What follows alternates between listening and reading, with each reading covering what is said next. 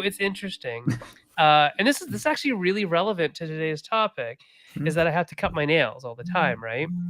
Um, and so it's relevant to today's topic because today's topic is actually Brazilian Jiu Jitsu. If you didn't know, it's not necessarily game design, it's Brazilian Jiu Jitsu.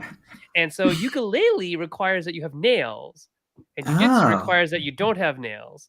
And so I'm stuck between a rock and a hard place sometimes. And so I'm constantly cutting my nails and constantly wondering why I'm not hitting the strings right. It's because as I cut my nails, I can't.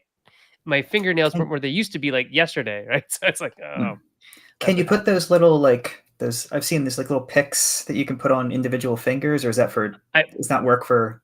I I'm don't sure you can. I'm just know. not that serious about my Right. ukulele playing. So, one day maybe when I'm, old and retired, then I'll get serious about the ukulele. Don't think I will. Anyways, welcome everybody. It's maple syrup time, and our viewer count is down by one because George isn't watching, which is rare because George is usually the one watching first to make sure that Kat and I are on because George and Kat are our partners and they live together. But Kat's not here today. No, she is in the sky. She's in the sky. After the totality yesterday, she thought she'd give it a try and go up there and you know make herself a celestial body. She's on her way actually to my end of the world, and I will see Kat in 2 days. I will be at the same place she is in Niagara Falls, Ontario, for the gathering of friends. And so this is Kat's first year there. She is a red badge, which is wonderful, which means I actually have to treat her kindly, which is I guess normal because that's the only way I got to treat people. But yeah, it'll be great. I'm sure she'll have a wonderful time. Kat's been on the go for a couple of Yes. weeks now, and you have as well. I think you're like doing every second thing that she does or every third thing that she does. So I actually don't know how Kat does it. Like, how does she actually find the energy to do that? But she's doing it, and she's been at Unpub and at um, another smaller, more local con, and then at Mm. the game design retreat, and now at the gathering. So she's like 2024 is her year, I guess. She's gonna go to all the cons and do all the things. There's a lot going on. Yep. There's a lot going on. Mm. But today we are here for George.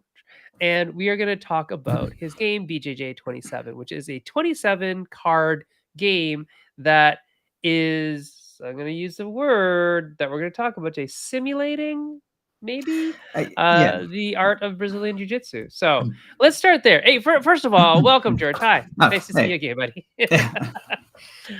We see George every week because George is usually on the screen before you all see Kat on the screen, helping fix tech issues and the Bringing cups of microphone and the tea. camera. Yes, and you're great. You're a great tea boy, and that's wonderful. Put that on. Yeah. It's a good shirt. Good shirt. George, before we start, tell us about yourself. Who are you? What do you do? And how'd you get into gaming? I'm George. I am 46 now, almost Nobody ever says 47. it. That's hilarious. You're I the don't first know. person ever in the history of Meeple Syrup. And we've been on for a very long time, George. You're the first person who's ever said their age live on air. That's hilarious. Okay, so George is 46. He's That's he's an probably enough. Aquarius. He likes long walks on the beach. Taurus, actually, if we're Taurus. Okay, getting sure. if we're gonna go down that route. No, born and bred in New Jersey, but I ended up in New Zealand for reasons back in 2007, Yep. where I met Kat. I am a programmer by trade, or code monkey. It's been under so many different names over the course of my life, I don't know. I have been playing games since I got an Atari 2600 when I was 5 or 6. That's probably my first exposure to gaming, not tabletop, but I mean, we had whatever Milton Bradley of the week was on the shelf somewhere to play with the family. I'm an only child, so I spent a lot of time playing games on my own, which is why not what we're doing tonight, but a lot of the stuff that I designed starts as a solo game. Oh, that's really fascinating. Yeah, Really I mean, neat. I think it's part being an only child and part that I Sure. came into gaming when like the original NES dropped in the States, and so I played a lot of those like single player role playing game, all these sort of things that didn't require like a second player, and so I understand that was kind of like a weird time in the history of gaming. Like all previous to those early video games, like all games required a second person or a third person when you Mhm. sat at a table, and like and now everything we moved into like LAN parties. Now everything's online, but there was this weird block where like if you wanted to game, it was at least in the digital form, it was all solo, or you brought someone to your house, and so like that was my formative gaming years in a sense. So I kind of look at a lot of games from a solo perspective first. That's really So it's interesting. a I whole wonder. conversation on its own. Yeah, yeah, yeah. But I wonder if we looked back at the hardware configurations of that era where a lot of Mhm. things were mostly solo, if there was this like real movement from just raw mechanisms into like, what about sound and graphics? Wouldn't that be Mm. cool? And therefore, were the systems were less able to handle multiplayer. And of course, we know there was no such thing as telecommunications at the time at the same level that we have now. So you're obviously not going to do online play. But I wonder if there was a time when it was driven by something else, like the movement for towards solo gaming was driven by something else. Like there must be an external reason for that design constraint, right? If everything was like that at that small window of time, Mm. why? Why was it like that? It's interesting. Yeah, Interesting stuff. but that had something to do with it for sure. Yeah. So Mm. you started off with video gaming. When did you get into board gaming, like serious board gaming? So Serious, not the Monopoly stuff that you were talking right? about before, but what was the first, you know, more I mean, hobbyist game that you played? it depends on whether we want to consider TCGs as part of that We set or do. not. Okay, We well should. then it's I mean it's going to be the obvious answer, which is Magic. And I came into Magic a week into Revise, which means basically I lost my opportunity to get at the cost of a booster pack all of the cards that I could have retired on. Right. Yeah, I picked up a few moxes over the years, and then I sold them all as part of moving to New Zealand. And I look at the prices of them if I still had them today, and I cry a little.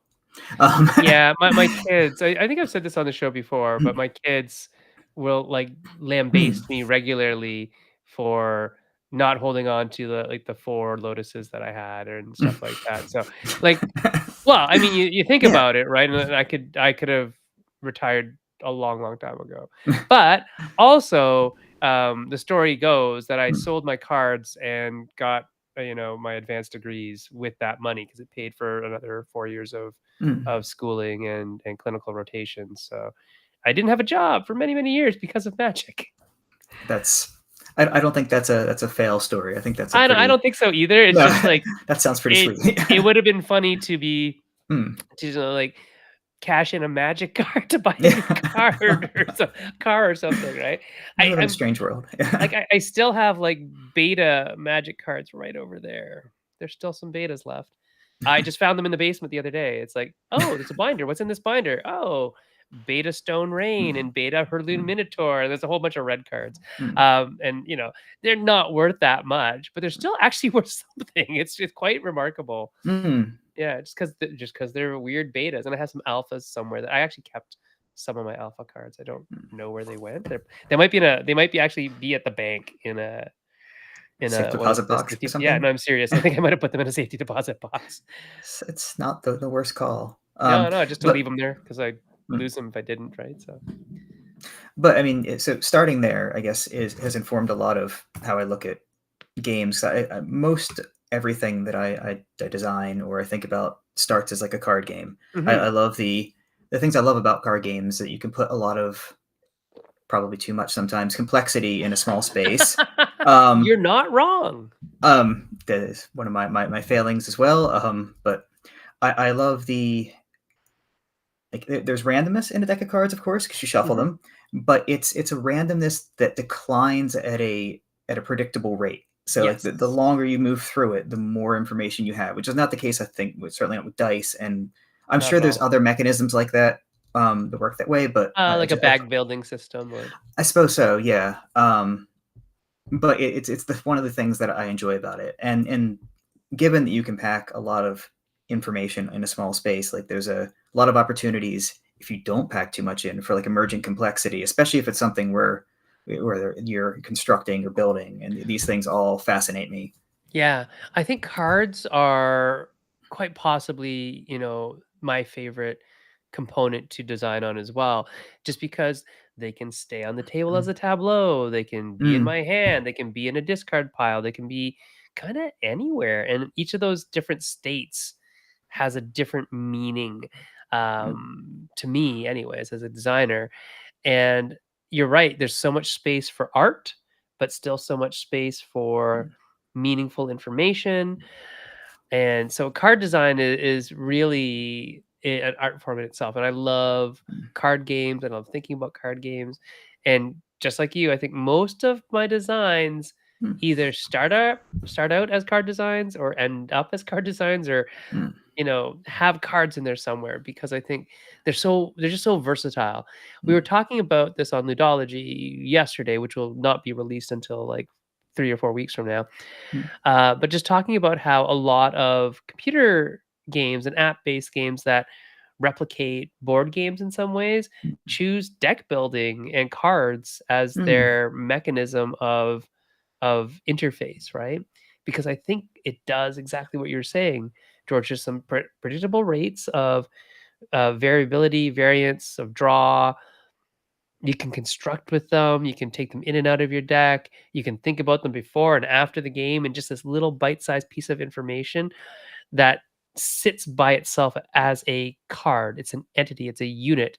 Like mm, we were talking about programming before. If you're talking like object-oriented programming, it's just an object and it does mm, what it does, but then it interacts with these other objects that may or may not be in your hand, your tableau, whatever.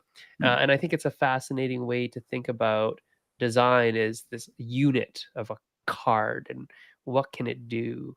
mm. And there's so much to it. So you started off playing games, Magic came around, and you're like, "I'm gonna be a game designer." When did that happen? I mean, I've always built things and Yeah. designed things. Games have been much more recent. I mean, one thing I did back in New Zealand is I designed bespoke skateboards, so the ones you go down hills with. Right, right, right. So I talk to people and they're like, I'm 5'9".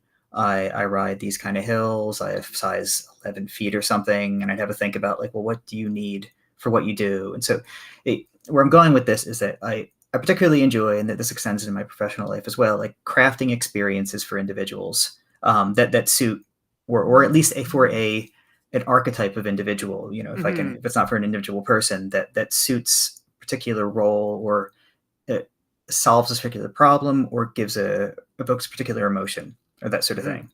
And much like, and one of the things that appeals to me about software is that really the only thing that it costs you is a little bit of electricity and your time. Like Right. if you want to weld something together, you've got a significant amount of like raw materials, and it's going to cost you quite a bit if you make a mistake. But and with software, it's effectively free to iterate, and with the cost of a little bit of card or paper or maybe some cardboard, it's very much the same, I think, in game design. Slightly more expensive, but it's on a similar scale. It's near enough to free in comparison to building, being in carpentry or being in mechanical arts, that it qualifies, and that gives me, as someone who gets anxious about that sort of thing quite a bit, a lot of creative freedom to Mhm. just explore. And I think That you're not gonna, like, break the bank if you make a yeah, mistake. You're just gonna recycle that piece of paper and start over again. That's yeah. okay. So I mean, Cool. as a domain, yeah, I think that's one of the things that appeals to me the most. Mhm. So, welcome to everybody who's watching on the stream right now. If you wanna type in the chat, that'd be wonderful. Just tell us hi and where you're from, and we'll say hi back. So, George, another thing that you and I have in common, other than, love of video games and computers and all that stuff, is we both like this weird martial art called Brazilian Jiu Jitsu. So, what was it about Brazilian Jiu Jitsu that captured your attention? Ooh, I mean, I hate exercise and I'm a nerd, and I think that's a lot of it. But I like moving around, so Right. I mean that's sort of the crux of. But it is a continual puzzle to solve in real Yeah. time.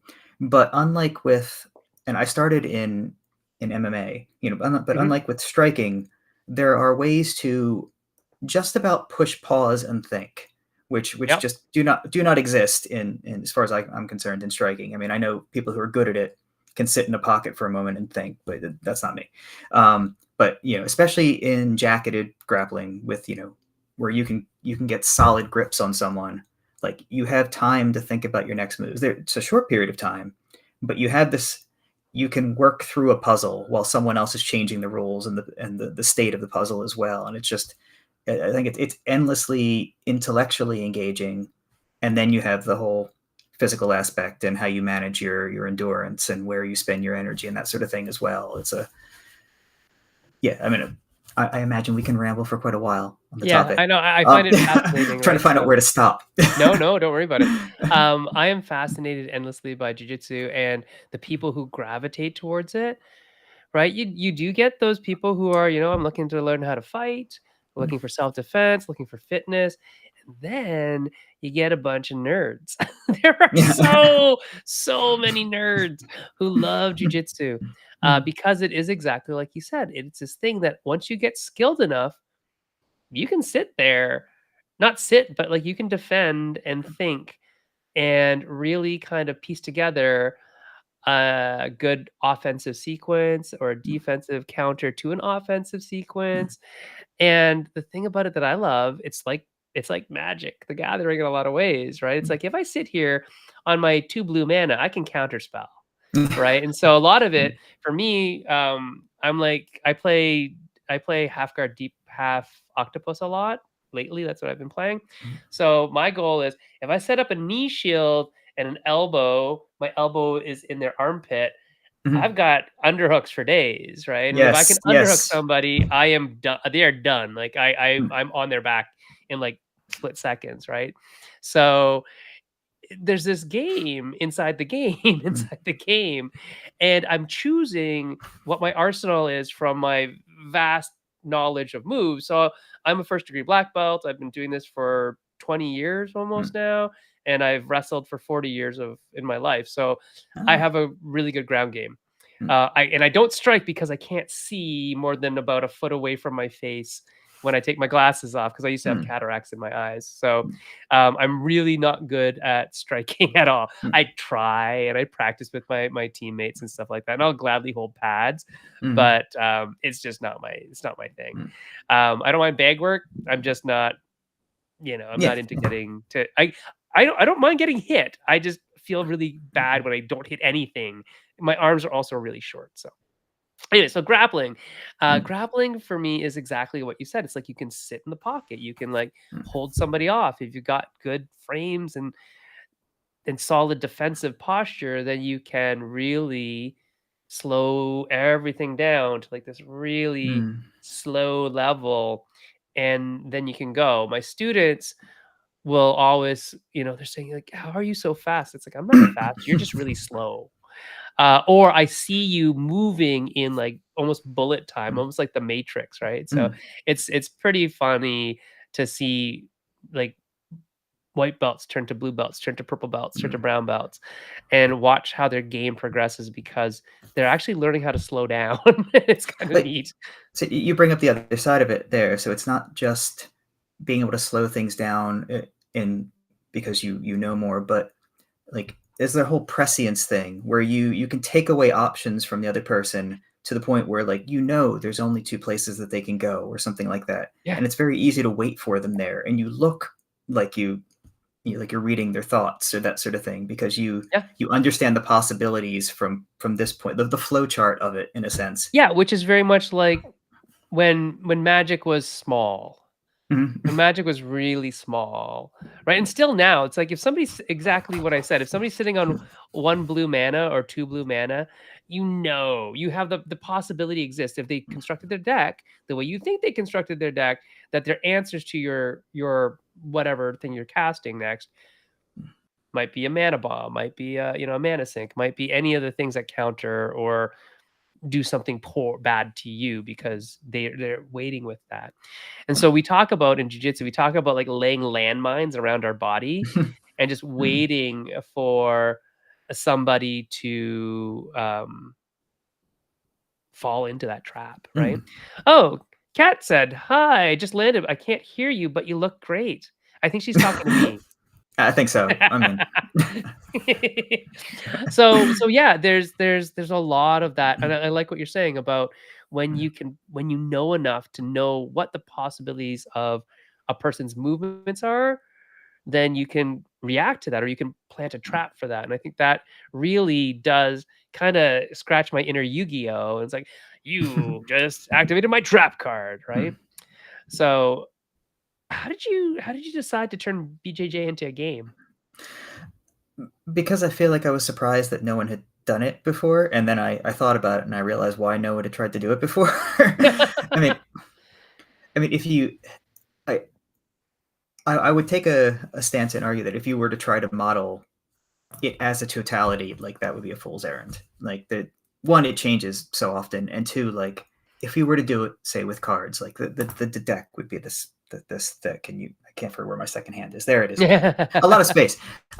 I think that's the point. And you would never be able to draw the thing that you want. Like it doesn't make any. I think it'd be quite a challenge to. There's so many things that can only happen at certain places, but they can kind of also happen at other places if you understand how to look at it from that perspective. I mean, Yeah. the whole thing, like there's an armbar for just about everywhere. Yeah. There's a Kimura from I think effectively everywhere. Yeah. Yeah, those sorts of things, but Here's it something would that be might insanely complex. this I'm might sorry. blow your mind. This might blow your mind. Guard is mount that's inverted, Mm, right? That's all it is, right? mm. And when I tell newer students this, they're like, "What do you mean?" And then I just show them. Like, "Look, I'm in the same position, so I can do everything that I could do from mount, I could do in guard and vice versa, except when I'm on the bottom in guard, there's a big flat mat underneath my back. Mm, So I have to figure that out. And when I'm on top, they've got the big flat mat under their back. mm, So maybe I have a slight advantage, but it's really not as bad as you think being in guard, right? So there's mm, all sorts of things like that where if you understand bodies and how they work, mm. that you can just stand up, right? Or you can Yes. turn around. Yeah, you get the joke.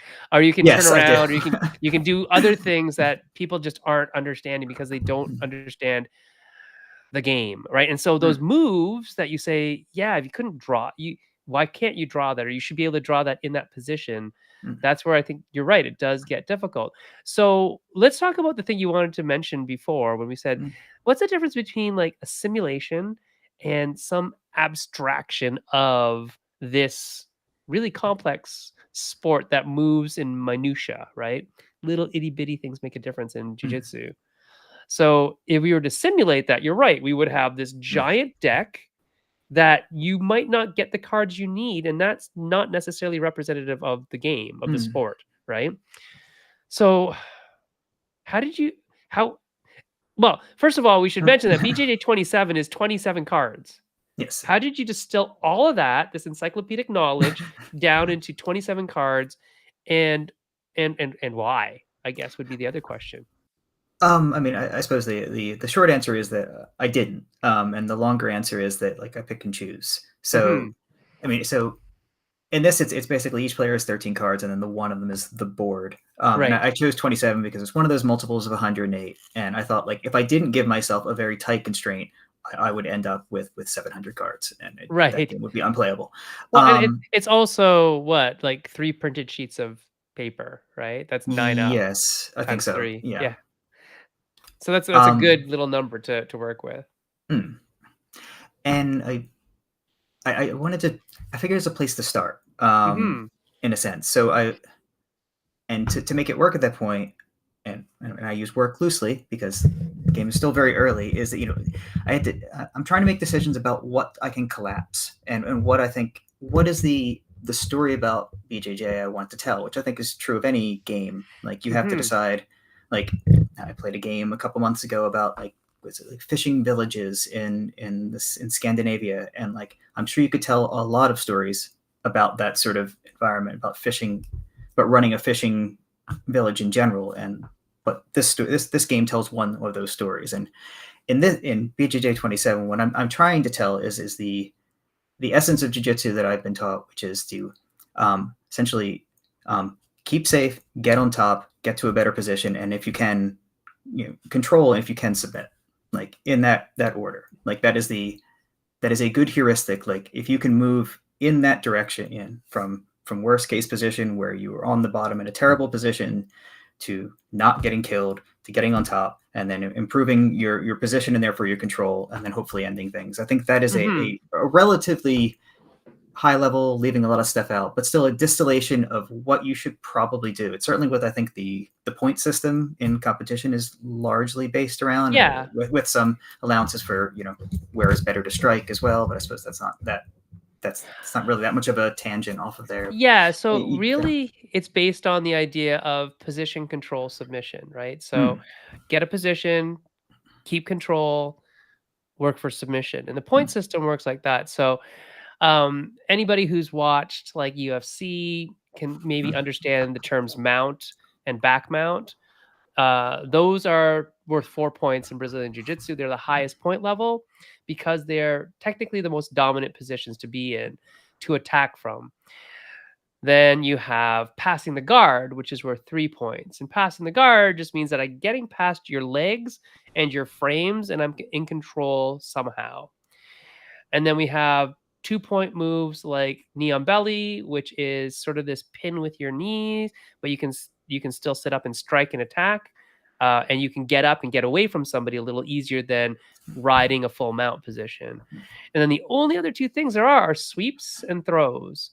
Takedowns, throws are always worth 2 points, no matter what style they are.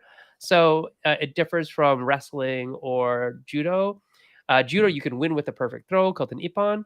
If you touch both your shoulders down through the throw, you win. The game's over. Sport's done. Go home. Got a medal.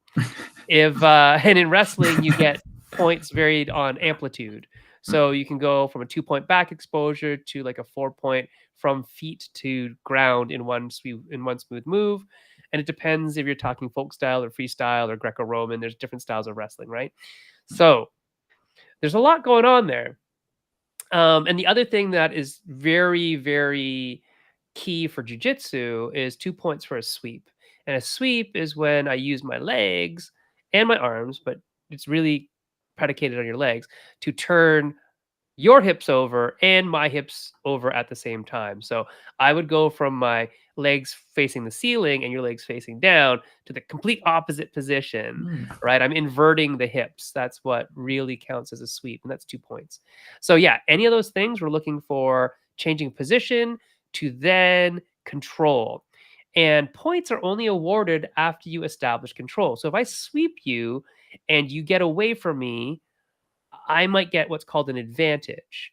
And in BJJ, an advantage is only worth like literally a half a point. And it's not like each advantage is worth a half a point. It's basically if we're tied, mm, let's say George has 6 points, I have 6 points, but George has 7 advantages and I have 3 advantages, or even 6 advantages, he'll win because that extra advantage breaks the tie. Okay. Now, so you have to hold somebody down or establish the control position, mm, whether it's on back or mount or side control or whatever, for a count of 3 to 4 seconds. It's mm, usually 1, 2, 3 points, and that would get you your points for that. So you're always looking to establish a position, control that mm, position, and then you can win by submission. So a submission is the person taps out due to pain, lack of oxygen, all that kind of great stuff, and they basically tap out with their hands or verbally, and the other person wins automatically. Now you can also get you don't get ever get points for submissions, but you can get advantages for submissions where you are if you like have an arm bar and the arm bars this is not an arm bar, right? An arm bar would be when the arm is over 90 and closer to 180, right? So it's 180, your arm bar is probably on, you might get the tap. If it's here and the person gets out, you may get an advantage still because you put them in jeopardy. They had to defend, right? Now this is IBJJF, which is one of the bigger um, grappling and gi and no gi jiu-jitsu federations. There's many other ones that have different point systems, but they're all relatively very similar to that. mm. So Yeah. whether it's a couple points here or there, whether they allow certain moves or not, that's usually what we're talking about. But in general, they all are predicated on the idea that position equals points and Mm, control has to be established before you get points, and then submissions are like the ultimate kind of winning thing for each match. Yeah. So I'm just looking at Kat saying, feels like a little bit of an intermediate guide to BJJ. Today's show or George's game, or maybe both. Kat also said that 27 is half of a standard deck, which is true, and that is typically a manufacturer will cut in sheets, and a lot of them have sheets that fit 27 exactly. So it's a good idea to actually work towards the constraints of your manufacturer. Like if you went to 28 sheets, you might have like 93% of a sheet that you're not doing much with, right? So it seems like a waste. Um, so yeah, so we've explained a little bit about BJJ. We've explained a little bit about your game, but I'm looking at the cards right now. Do you mind if I show them on screen? Please, yeah, it's There we context is go. Okay. Yeah, and I'm gonna maximize this, turn the solo, and I'm gonna turn off Cat's quote here. Sorry, guys. And let's see here. So we've got cards that say connect, align, disengage, right? Then we have figure four, head and arm, arm lock, choke. And we have some more down below, which are I think the same. I think so everybody there's kind of has the same cards, right? The same set. so there's two. Yes, each person has a excuse me, an identical deck of 13 at this point. Right. I may grow it out at some point and have like a level of customization, but I mean, I want to see if it works in the first place before I wander into that territory. Okay. And so tell me what's going on with all the colors and the squares. So you'll see there's green, orange, and red, which in this game basically correspond to guard, side control, and mount. In this, I've collapsed guard and full guard and half guard. Yeah. Someone's going to complain about that, and we can have that argument of whether half guard is half past or halfway to the back. I think It's we half actually. I very much like to play half guard as well. I think I'd be very curious, like if there's any sort of the fact that we both play basically Z guard. If there's anything there. Anyway, I'm rambling.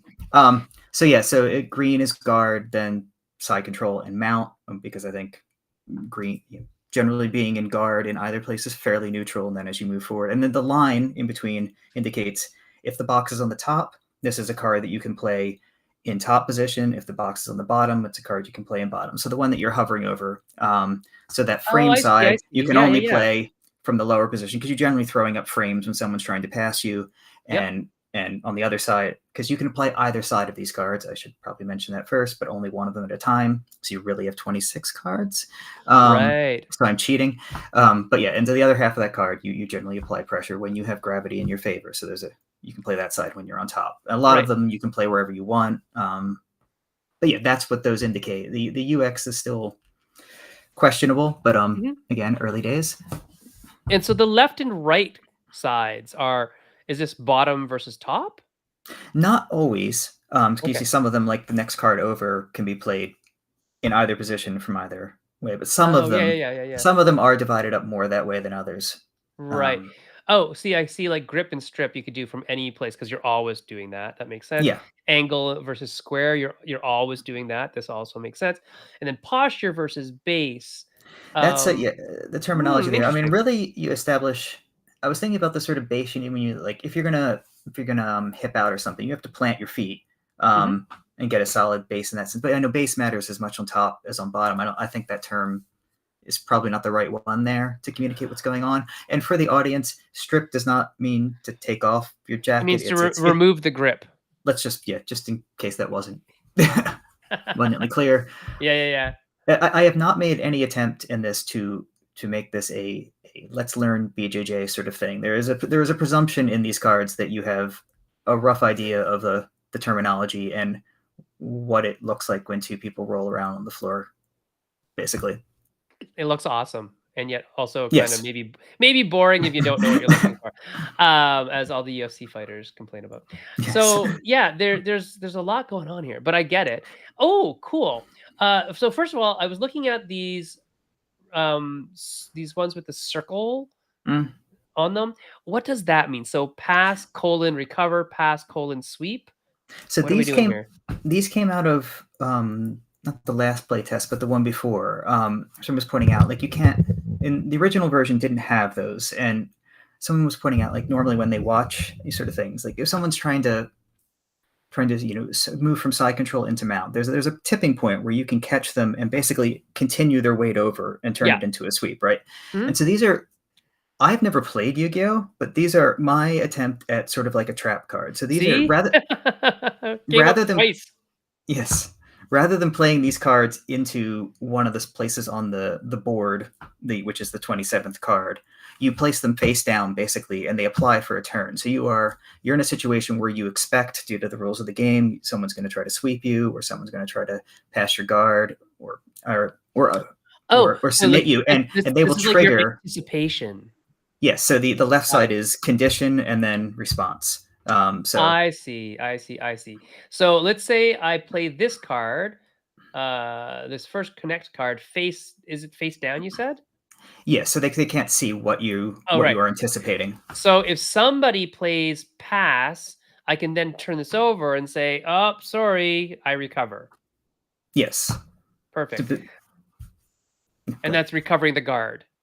Yes, I think in as far as I have it in the rules right now, it just generically improving your position up by one. So if you were in side control, you return the guard. If you were in mount, you'll manage to get yourself to side control. Again, I'm abstracting some of the sort of Yeah, nuances yeah. of what So like happens. three states as opposed to like the really honestly infinitesimal Yes.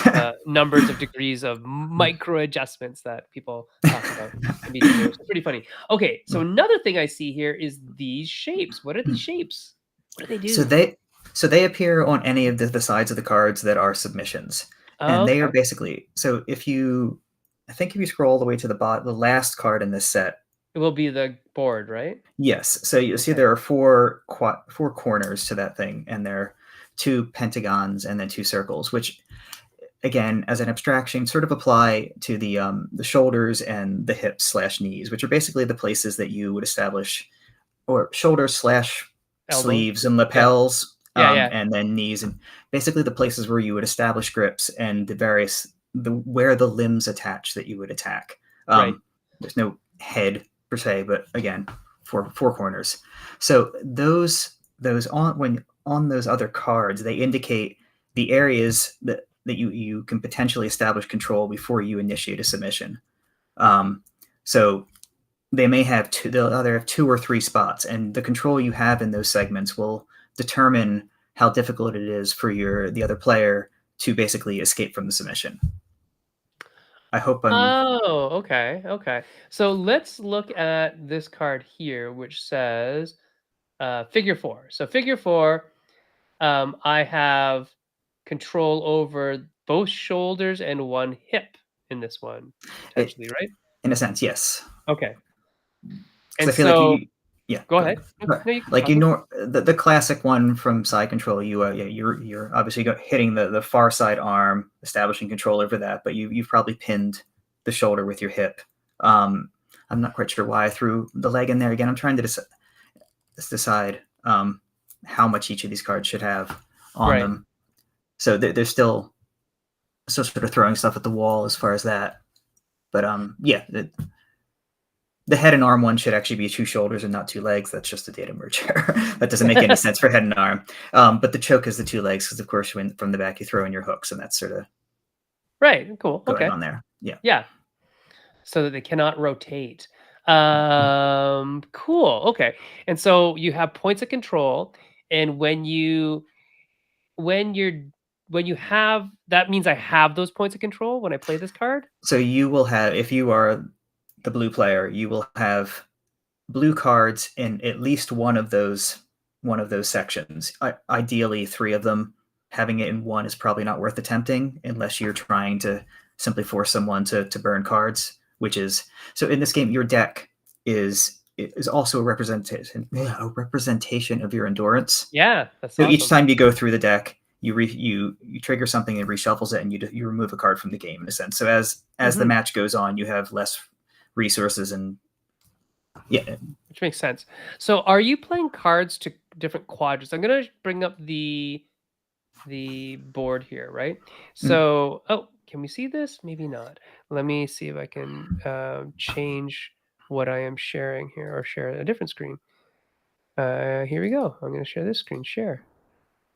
Excellent. We're going to solo that one. Okay, so in this screen, George, can you see it? Yes. So you do play cards into the various quadrants. So Hmm. shoulder, hip, right? And this is saying that you were saying that if I have blue cards in several of those areas, then I can play that figure four arm lock. Yes, Correct? in that upper area where it says submit. Oh, that's where it goes. Okay. So basically, you establish your control in order Yeah. to enable you to attempt submissions, which your opponent will then attempt to defend. Right. And basically, if you run out of resources to defend them before you've removed the various points of control, or your opponent decides not to pursue the submission any further, because sometimes, as you know, if you commit too many resources to an arm or something, you end up getting swept because they're slowly moving their hips out, and so you have the option to bail on submissions. Right.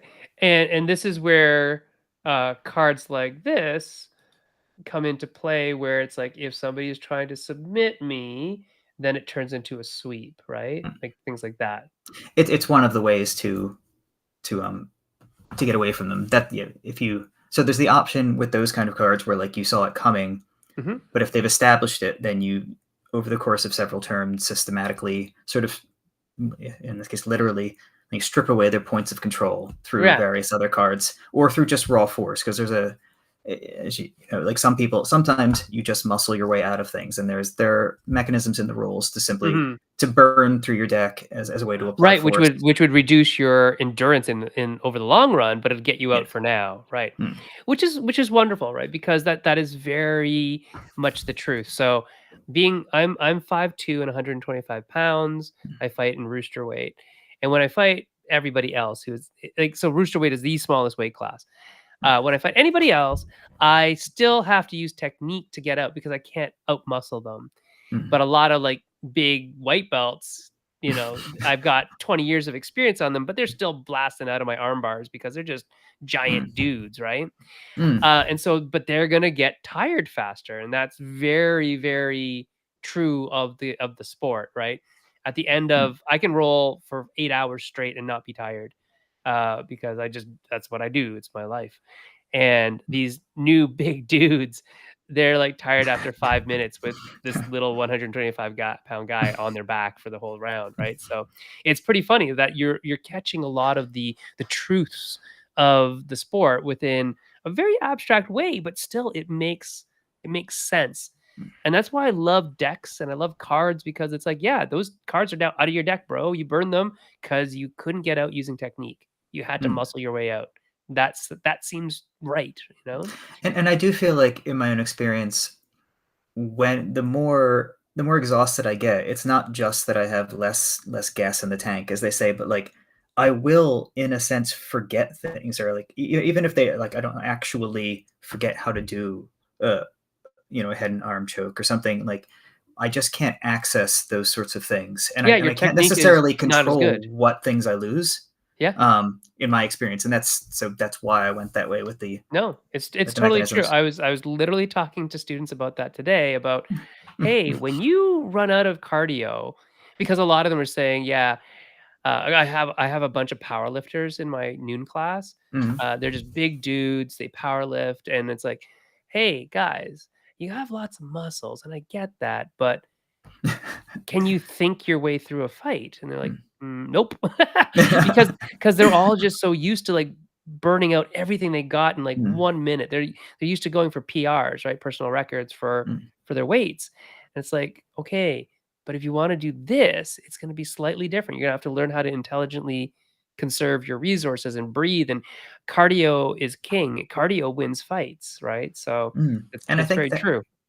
I think that's one of the things that separates jujitsu from other grappling arts. I mean, what is Hmm. in wrestling? Like you have like several rounds of the 2 minutes, or is it three at most? 3. 3 minutes, but Mhm. like white belts start at 5 minutes in Mhm. competition, and I think it's 10 minutes, right, for black belts for Yeah, it rounds. can black belt adult is 10, yeah. Mm, Once you get into which is masters, it's lower, but yes. which is an enormous amount of time to, if you were going 100% or even like 80% straight through, like that would be, you would have to be, I think, in the fitness of your life to outperform at near your optimal level all the way through that period. You really do have to Mhm. pick your moments and conserve your energy, and it's different. It's Yeah, and the thing that people don't necessarily understand is that you have to probably, in most divisions, depending on how big the bracket is, you're probably fighting 4 to 5 fights in a mm, row to win gold mm, against people who are just as good as you and in your weight class, right? mm, So it's an interesting way to think about it. mm. Oh, hey, so tell me, what are all these arrows and things? So you have submit at the top, you have 1 time, 2 times bot, 3 times bot, or times 3 bot, Mm. pass and sweep and sweep and sweep. Lots of sweeping going on. What's going on here? So actually, that's an older version of that card. They should be times two, times three, times four, but I'll explain. It doesn't matter. The concept is the same. So, Yeah. these are the relative levels of energy you have to burn if you want to force your way through something. So I think in Oh, guard, just what we were so talking about. yes, so in guard, which is, I can argue how 50-50 guard is, but it's for the purposes of this game at least, roughly a 50-50 position. You're trying to do different things, but like Right. you can employ the benefits of gravity as well from if you're inside someone's Mhm, guard, and yeah. So in that case, you're not burning too much energy if you just want to forcibly remove a grip from someone or just cut an angle on mhm. them. But as your position worsens, so I mean when you're on side control bottom and someone's driving their shoulder into your face, or Oh, bot is bottom. yeah, I it's thought you were talking like some robot or something. right. So AI, if I don't know. no, yeah, fair enough.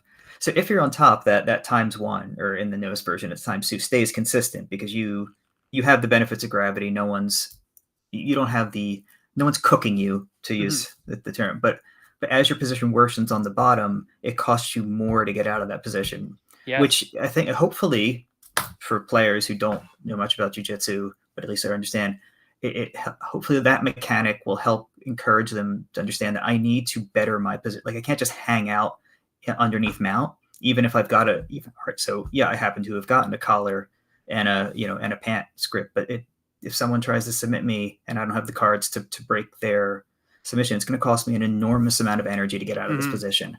And certainly starting in MMA, I was taught very clearly, like you never, like there's no case in which you hang out and mount, and in general you need to get on top as quickly as possible because Yeah.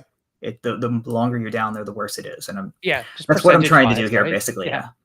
Yeah. Yeah. And the arrows are a representation. So the arrow going straight down is just when you pass from guard to side control to mount. I mean, I suppose I occasionally you can see. skip Yeah. positions, and as you were saying, that guard and mount are basically the same position. Mhm. So being sweeping from underneath mount will tend to knock you up to guard, and the scrambles will happen and whatnot. And but still, and I find the sweeps that I do from side control, getting fishing for an underhook and then coming up, I tend to end up in side control on top. Certainly, that's what I try. I try not to get caught in someone's legs on my way there. Right. So yes, if you're sweeping someone from underneath side control, you end up in top in this game Mhm. side control. So that's what that all those arrows represent. Okay, I get it now. Okay, cool, cool, cool. So they're not talking about process really of like energy flow or anything like that, or they're talking No, about positional changes and how yes. your position goes from green to yellow to red if you're looking to advance by passing. Mm. Right, so you're never say like, everything is a pass. It's not like I'm opening the guard, and then I'm passing the guard, and then I'm transitioning to mount. That's not a separate card. It's just I'm passing, I'm No. passing, I'm passing. And the way, if you have 3 points of control, with some exceptions where you can cheat that, you can basically attempt to pass or sweep, which it Mm, just you burn like one card because there's still a little bit of energy you need to expend, even if you have technique is not free, which is one of the things that, coming from a background in and something. And I have a sorted past in Aikido, and like the That's a lesson good that game. Aikido tried to teach me, thank you, is that basically with perfect technique, basically there's no, the message I got is that there's not really any energy you have to put into the system. And that's certainly not the case in jiu-jitsu. I would say that's probably not the case in any actual situation where both people are aware that they're in a fight. Right. So even if I get, I get if I'm doing like a scissor sweep and I get that collar and I get that sleeve and I get the angle to sweep them, I still have to put some energy. They don't just fall over, and Right. that's why which is why you have to basically, it costs you one card off the top of your deck, a little bit of energy to actually do the sweep or the pass. Right. Love it. That makes total sense to me. I do worry about the granularity of this, because it's such a small deck, right? And Mm, I'm using 3 or 4 cards to do this. That's a lot. But again, I mean, obviously, with the card deck being the way it is, and it's fascinating to me that you've made this like a 13 card deck where there's not a lot, but you're probably going to draw what you want or need at any time, which is kind of going to the first problem we talked about. Is like in this encyclopedic base of techniques, how do I get that triangle choke? Well, what if it was just a choke, right? And what if all chokes were just chokes and you can imagine what it was in your head, mm, or something like that. And then if you have a smaller deck where everything's kind of distilled down to a raw form, mm, then maybe it's okay, right? Maybe that's okay mm. because you're getting what you want when you need it, and you can just say, "This is a triangle choke because I'm using my legs to do this instead of my arms." Like, so for those of you who It is. don't know, uh, this move right here, like if this is a head and arm submission, that's all a triangle choke is a head and arm choke Mhm, with your legs instead of with your arms. There's arm triangle chokes and there's leg triangle chokes, and they're all the same, really, mhm. right? And that's why I called the one to the left a figure four, not a Kimura or an Americana or a Barado Plata or whatever other Yeah, term fancy you want to names. use. Yeah, yeah, because Yes, they all for do the a, same thing. yeah. Yeah. You're breaking the shoulder by rotating it Mm, further than it can rotate. That's all those are. mm. You're using your legs with some of them, using your arms for other ones. So that's cool. That's really good. Yeah. The so that's painted a very positive picture of this. The biggest problem I've run into is, in an ironic way, it plays a little too much like an IBJJF match, and that like, so like it takes too long, and there's a lot of just, I'm going to establish grips and various controls and cut angles, and you're going to cancel them and establish your own, and then we're going to go back and forth and back and forth, and we're going to burn through a fair bit of our deck before we actually get to a solid sweep or a pass, which Right. is exactly how jacketed grappling for points often looks. But I don't know if that's quite a fun game. Right. So, Unless you know the nuances and what's happening, right? hmm, So it's true. I think when you talked before about creating bespoke experiences, right? I hmm, think even jiu-jiteros, people who fight jiu-jitsu, especially hmm, jacket gi jiu-jitsu, they're still going to want the game to play a hmm, little more exciting, right? So, um, one of the well, not caveats, one of the rules that I employ a lot in game design is work hmm, towards a finish. Always be working towards the game ending. So hmm, having defense and defense and defense and defense and defense just makes a game go on and on and on. Now, of course, there has to be some defense, and the defense should make sense, but also if it doesn't cost anything or you're not burning other stuff to get that defense, then it's just going to keep coming up and you're just going to run into that stone wall that you're talking about where all we're doing is burning each other's grips out until we're done, hmm, and then it all happens. So the question would be, what if that stuff never existed? Well, then you say, well, then it doesn't feel like jujitsu.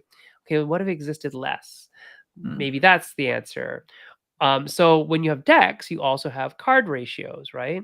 hmm, Which is difficult in a 13 card deck, but also that's a good kind of lab test tube to test what the ratios are. Like, what if you took out one grip and added one of these things? Or if hmm, there's only one grip, because it is a 13 card deck, what what can we take out such that there is more opportunity for attack?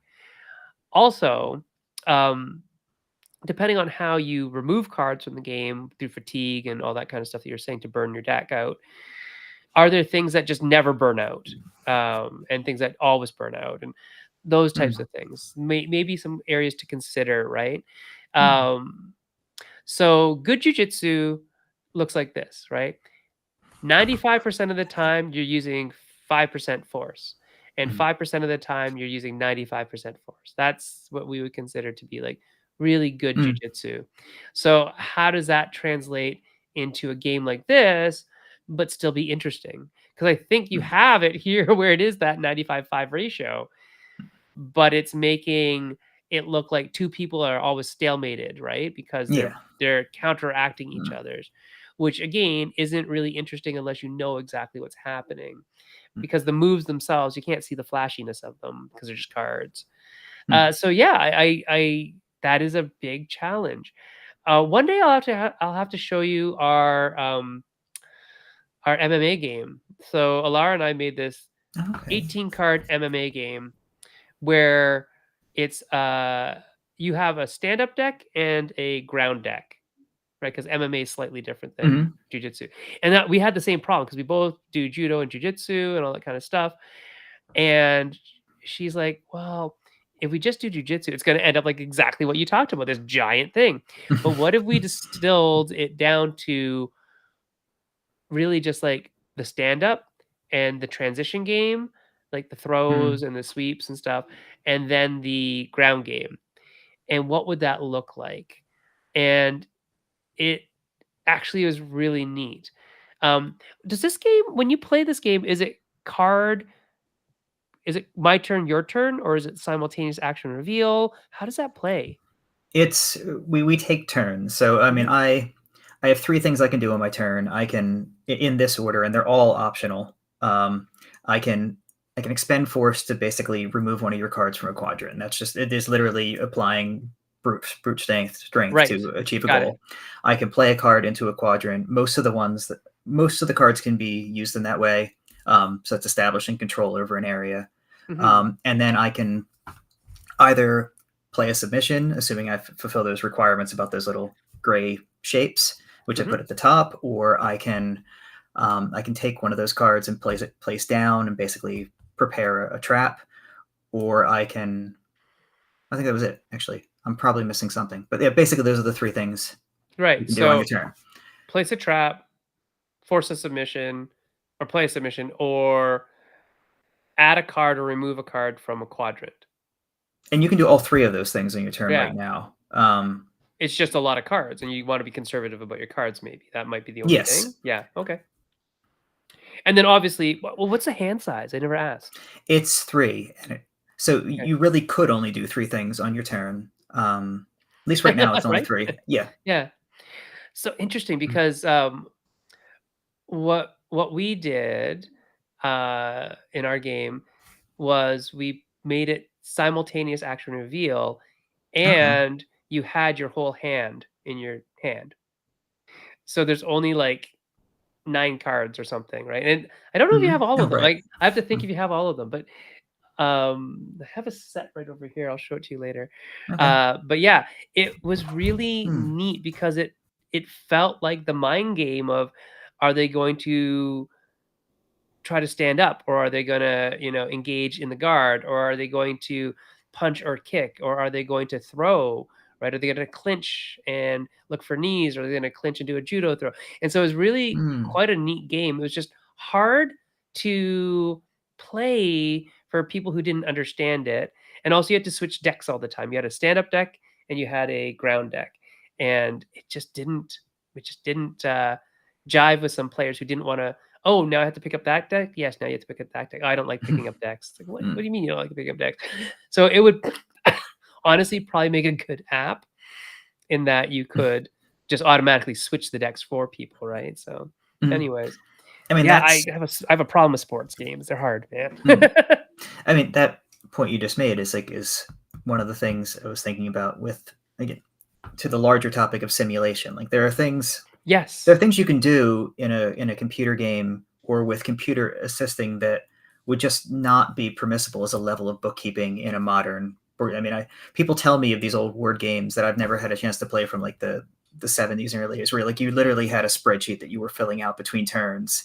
Yeah. I've never had a chance to play one of those. I would be fascinated to. I'd be really curious to give it a try, but like no one would tolerate that.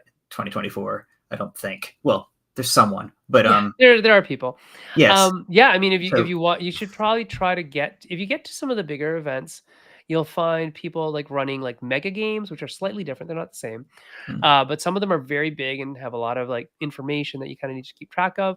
mhm, And then there's other games that are like just giant ass war games mm, where keeping track of all that stuff is kind of necessary.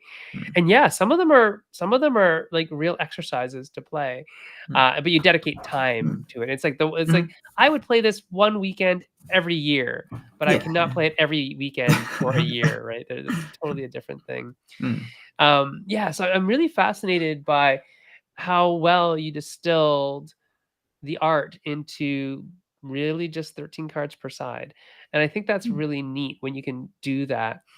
Um, as a commercial product or as a labor of love or as potentially mm, both, mm. because it is fascinating. I have another game here that my friend Sabine made. She's from Arizona.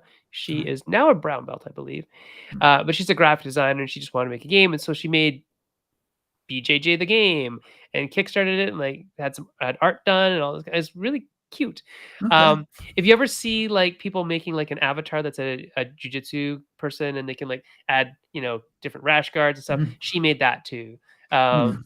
so BJJtunes is dot Okay. com is her I'll take a website, look. I think. Yeah, so take a look.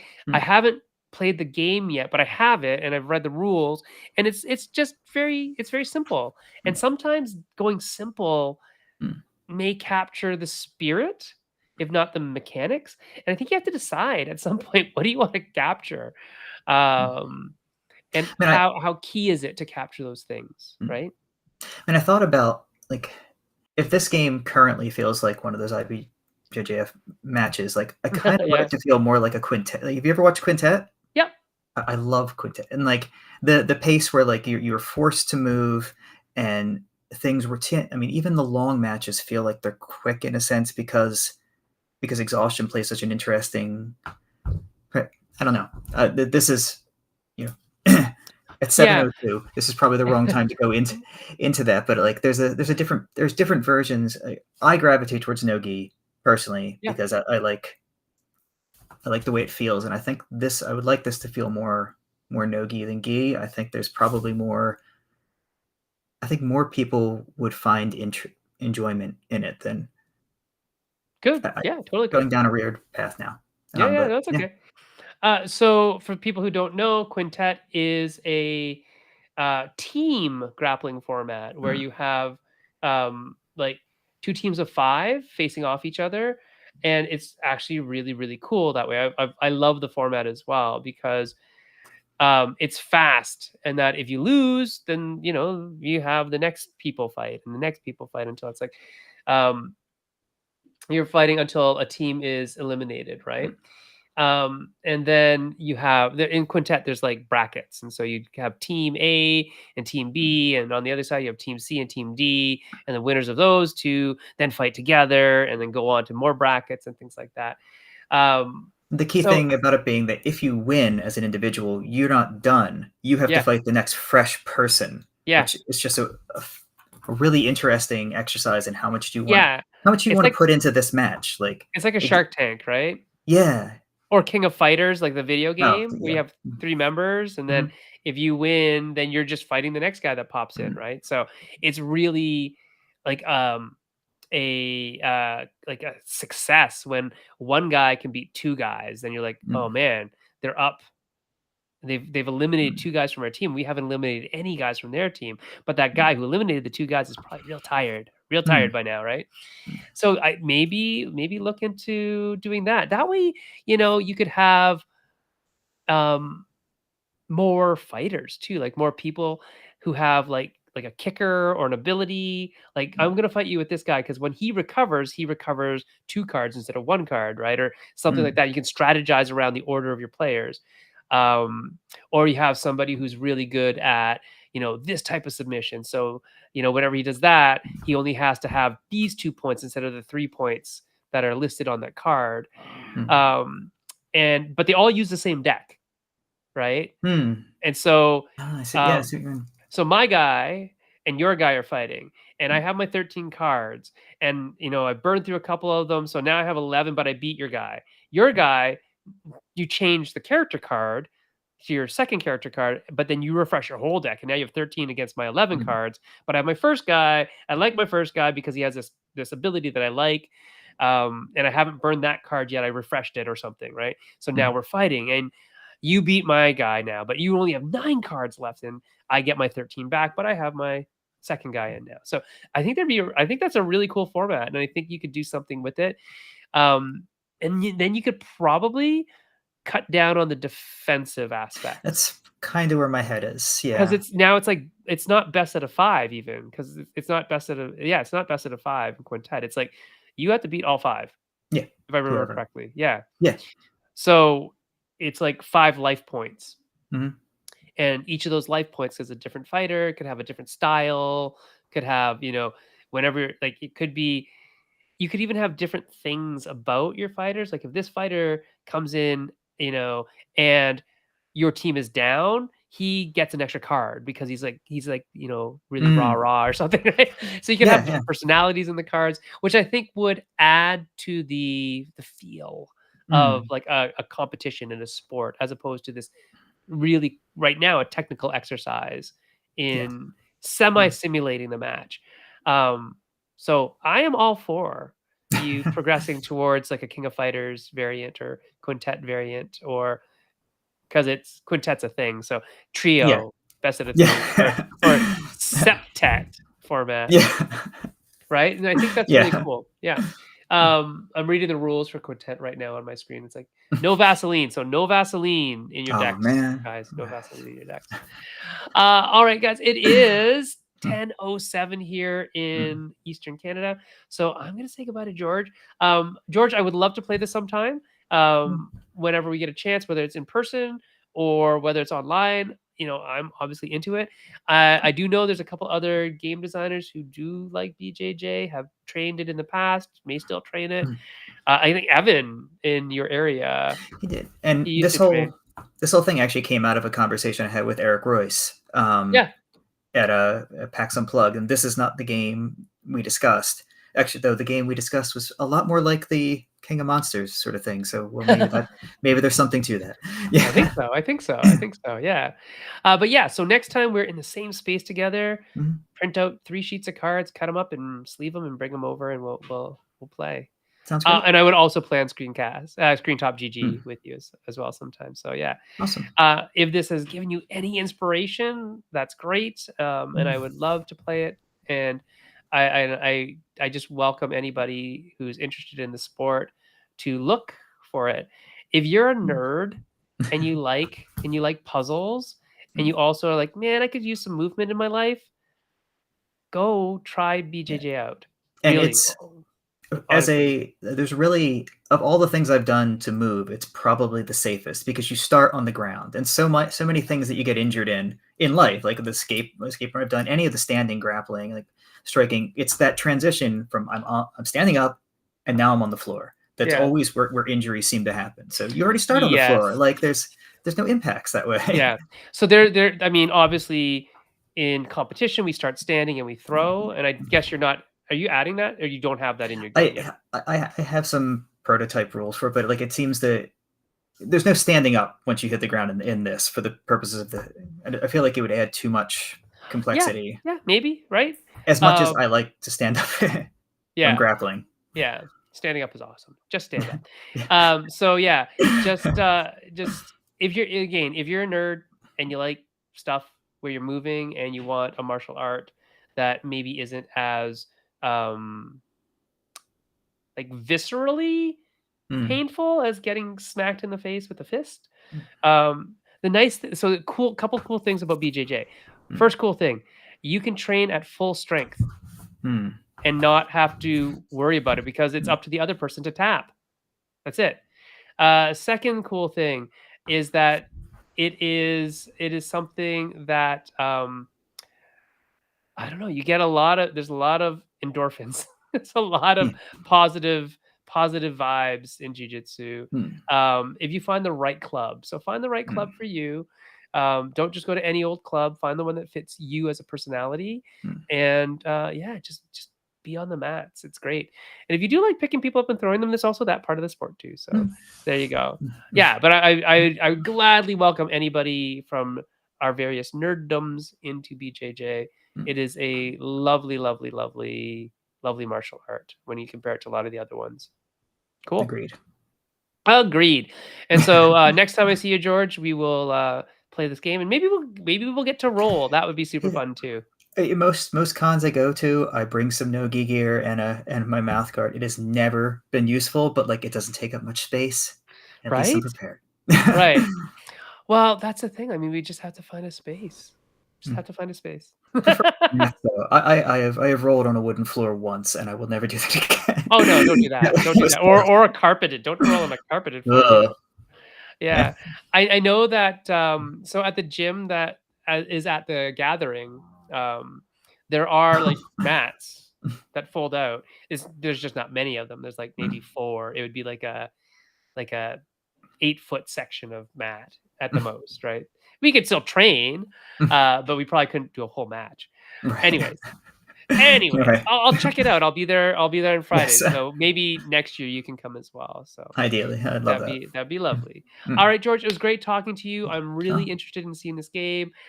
People out there who are watching, if you like what George is doing, um, give him some props. Let him know. Let him know that you too would like to see mm, BJJ 27 as an actual game someday, mm, especially in, mm, if you're into BJJ as well, let us know. And if there's a mm. whole bunch of nerds into BJJ, maybe we should just start a nerd BJJ club.